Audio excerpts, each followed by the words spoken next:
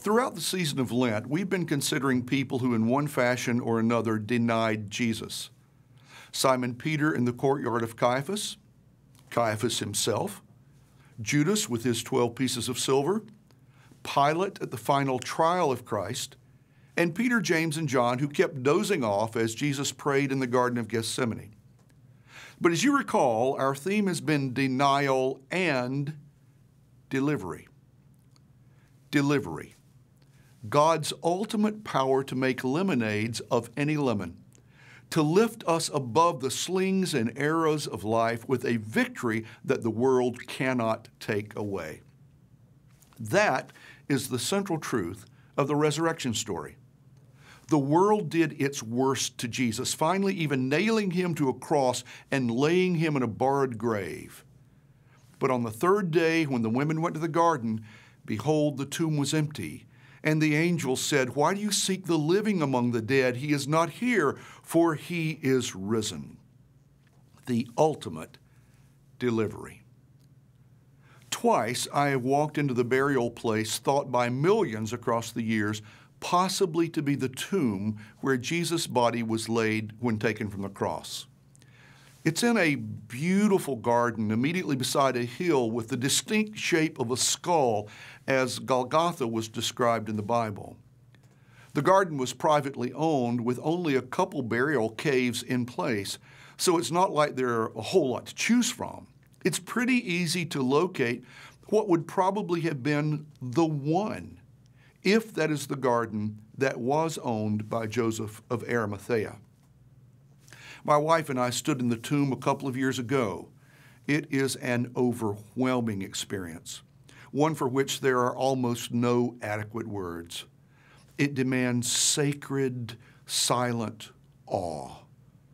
But at one point she whispered the only words fitting for that place. "Michael," she said, "it's empty."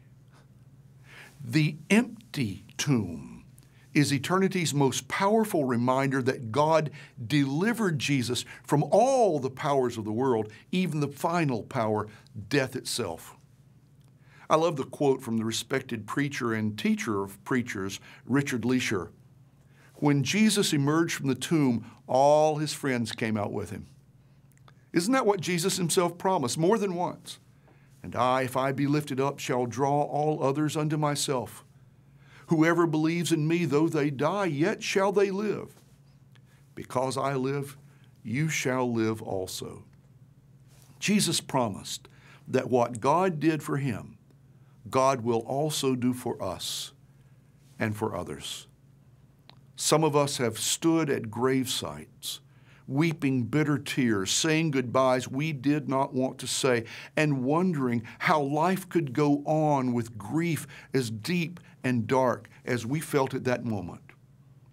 The good news of Easter is that ours is a God who delivers our loved ones from death to a new life in a new place where death shall be no more, and who delivers us from losses that bring inexpressible pain, later on to memories that bring inextinguishable joy.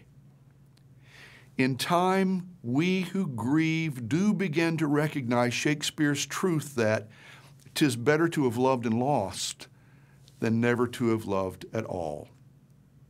And in time, we also recognize something even more, that life, in God's great way of creating it, is never really lost at all. When we wept and said goodbye to a loved one, in that very moment, Christ smiled and said, "Hello, welcome home." Consider these two questions. First, what are several implications of the Hebrew description of Messiah as deliverer? Second, how does your personal faith connect to the traditional 5 stages of grief? Shock, anger, guilt, depression, and resolution to new normal. See you next week.